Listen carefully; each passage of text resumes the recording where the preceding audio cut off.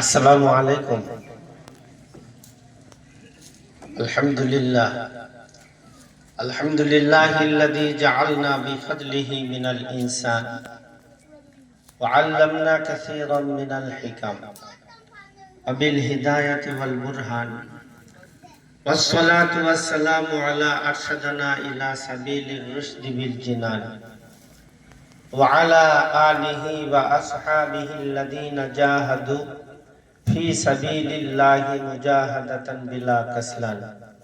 أما بعد، أعوذ بالله من الشيطان الرجيم. بسم الله الرحمن الرحيم. كنتم خير أمة أخرجت للناس تأمرون بالمعروف وتنهون عن المنكر وتؤمنون بالله. وقال النبي صلى الله تعالى عليه وسلم: من قرأ القرآن فله 10 أمثالها. وقال النبي صلى الله تعالى عليه وسلم: من تعلم القرآن وعلمه، أو كما قال النبي صلى الله عليه وسلم. মুআজ্জাজ উলামায়ে কিরাম, সম্মানী ও দিন দরদি ইমানদার বাপজি ও ভাই, আল্লাহ রাব্বে কারীমের দরবারে লাখ লাখ শুকরিয়া যে মহান রব্বুল আলামিন বড় ভালোবেসে আজকের এই গুরুত্বপূর্ণ একটি মাহফিলে আসার বসার তৌফিক দান করেছেন, তার জন্য শুকরিয়া আদায় করি, বলি আলহামদুলিল্লাহ। মুহতারাম বুজুর্গ দোস্ত, গুরুত্বপূর্ণ এই জন্যই বললাম যে আজ যে জিনিসের জন্য, যে উদ্দেশ্যে আজকের এই সভা, আল্লাহ রাব্বে কারীম যদি কবুল করে নেন, এটাই আমাদের নাজাতের জরিয়া বনে যাবে। এটাই আজকের সভাটাই আমাদের জন্য নাজাতের জরিয়া বনে যাবে। তার জন্য খুব গুরুত্বপূর্ণ সভা বলেছি। আর এইরকম মহৎ সভায় আল্লাহ রাব্বে কারীম মহৎ মানুষদেরকেই আসার তৌফিক দান করেন। যারা মহৎ, যাদেরকে আল্লাহ রাব্বে কারীম ভালোবাসেন, আল্লাহ রাব্বে কারীম তাদেরকেই এইসব জায়গাগুলোকে তাদের জন্যই নির্বাচন করেন। এটাও আল্লাহর রহমত। তার জন্য আরেকবার বলি আলহামদুলিল্লাহ।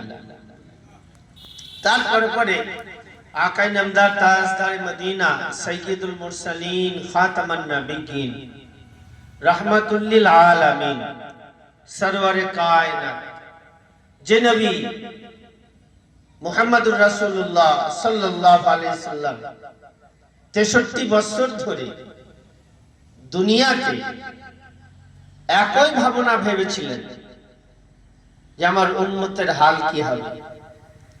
যে নবী কবরে শুয়ে শুয়ে আজও পর্যন্ত ভাবছেন যে আমার উম্মতের কি হবে। যে নবীকে আল্লাহ রাব্বে কারীম নিজের জায়গা আরশে আজিমে ডাক করেছিলেন, আরশে আজিমে যাওয়ার পরেও যে নবী উম্মতের কথা ভোলেননি, উম্মতের কথা ভোলেননি, সেখানেও আল্লাহ জাল্লে শানুর দরবারে উম্মতের কথা পেশ করেছেন। আল্লাহ রাব্বে কারীম জিজ্ঞাসা করছেন, বন্ধু তুমি কি নেবে বলো, তোমার জন্য কি দেব বলো।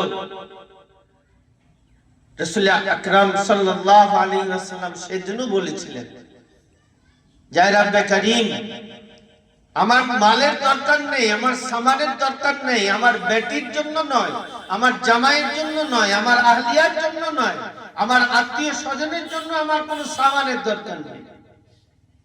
রব্বে কারীম আমার উম্মতের কি হবে সেই কথাটা আপনি আমাকে বলুন, আমার উম্মতের জন্য দেন। সেখানেও উম্মতের কথা ভুলেননি। আল্লাহ রব্বে কারীম বারবার জিজ্ঞাসা করেছেন, একবার নয়, দুবার নয়, 70 বার জিজ্ঞাসা করেছেন। ব্যাখ্যাকারকরা বলছেন 70,000 বার একই কথা জিজ্ঞাসা করেছেন, বন্ধু তোমাকে আমি কি দেব বলো, তুমি কি নেবে বলো। সেই একই কথা রব্বে কারীম আপনি আমার উম্মতের জন্য কি বলছেন সেটা বলো, আমার উম্মতের জন্য কি দেবেন বলো।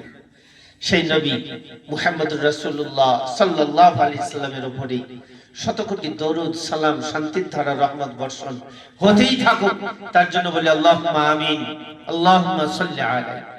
মুহতারাম বুজুর্গ দোস্ত, গুরুত্বপূর্ণ সভা বিষয়টা তো আমরা জানি যে এই জায়গাতে আমরা মাদ্রাসা করতে চলেছি, মাদ্রাসার ভিত দিতে চলেছি। মাদ্রাসাতে হয় কি, মাদ্রাসাতে মানুষ তৈরি করা হয়, মানুষ তৈরি করার কারখানা। মাদ্রাসার মানুষের মনুষ্যত্ব ফিরিয়ে দেয়। বলবেন স্কুল কলেজ, স্কুল কলেজে মনুষ্যত্ব ফেরায় না, মানুষ তৈরি করার কারখানা নয়। যদি বলেন ডাক্তার, মাস্টার, ব্যারিস্টার, দেখেন না তারা স্কুল কলেজে পড়ে তাদের মনুষ্যত্বটা ফিরে কতটুকু পেয়েছে। তারা দাঁড়িয়ে পেশাব করা ছাড়তে পারেনি, তারা বাপ মায়ের উপরে অত্যাচার করা ছাড়তে পারেনি, তারা আত্মীয় স্বজনের হক বোঝে না, তারা প্রতিবেশীর হক বোঝে না, তারা গ্রামের হক বোঝে না, এলাকার হক বোঝে না। তাদের মনুষ্যত্বটা কোথায় থাকে? আর মাদ্রাসা তৈরি হয় মানুষের মনুষ্যত্ব নিয়ে আসার জন্য, যে মানুষের মনুষ্যত্ব ফিরিয়ে দেয়, যে মানুষের মাঝে আল্লাহর হুকুম রাসূলের তরিকা ফিরিয়ে দেয়, সেই জায়গাটার নাম হলো মাদ্রাসা। ইসলাম শিক্ষার কেন্দ্রবিন্দু, যেখানে ইসলাম শিক্ষা দেওয়া হয়, যেখানে কোরআনের আলো শেখানো হয়, যেখানে কোরআনের উপরে মানুষের জিন্দেগি কাটানোর উপায় শেখানো হয়, যেখানে রাসূল পাক সাল্লাল্লাহু আলাইহি ওয়াসাল্লামের আদর্শটাকে ফুটানো হয়, সেই জায়গার নাম হচ্ছে মাদ্রাসা। রাসূল পাক সাল্লাল্লাহু আলাইহি ওয়াসাল্লামের আদর্শটা কি? আমরা তার অনুকরণে আমরা আমাদের জীবন চালাই। আমরা গুন্ডা নই, আমরা মুজাহিদ নই, আমরা অন্যায়কারী নই, আমরা হিংসাত্মক মনোভাব নিয়ে আমরা চলি না। আমাদের মনের মাঝে আছে দয়ার নবী সাল্লাল্লাহু আলাইহি ওয়াসাল্লামের প্রেম, প্রীতি, ভালোবাসা। তার সঙ্গে আমাদের সম্পর্ক, তার সঙ্গে আমাদের রক্তের সম্পর্ক, তার সঙ্গে আমাদের কলিজার সম্পর্ক। আমাদের দিলের মাঝে আল্লাহর হুকুম রাসূলের তরিকা আমাদের মাঝে বিরাজ করে, যার কারণে আমরা দুনিয়াতে আল্লাহর নাফরমানি করি না, রাসূলের নাফরমানি করি না, আমরা পিতামাতার উপরে অন্যায় চালাই না, আমরা আত্মীয় স্বজনের উপরে অন্যায় চালাই না, আমরা প্রতিবেশীর হক বুঝি, আমরা প্রতিবেশীর হকের বিষয় নিয়ে আলোচনা। ইসলাম এটাই শিক্ষা দেয়, ইসলাম এটাই আমাদেরকে শিখিয়েছে। মুহতারাম বুজুর্গ দোস্ত, রাসূল পাক সাল্লাল্লাহু আলাইহি ওয়াসাল্লাম 63 বছর জীবনটা মানুষের জন্য একটা আদর্শ রেখে গেছে।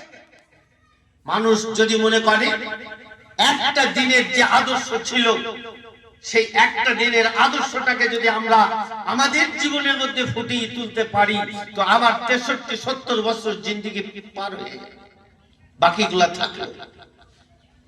মুহতারাম, এই জায়গা হচ্ছে সেই জায়গা।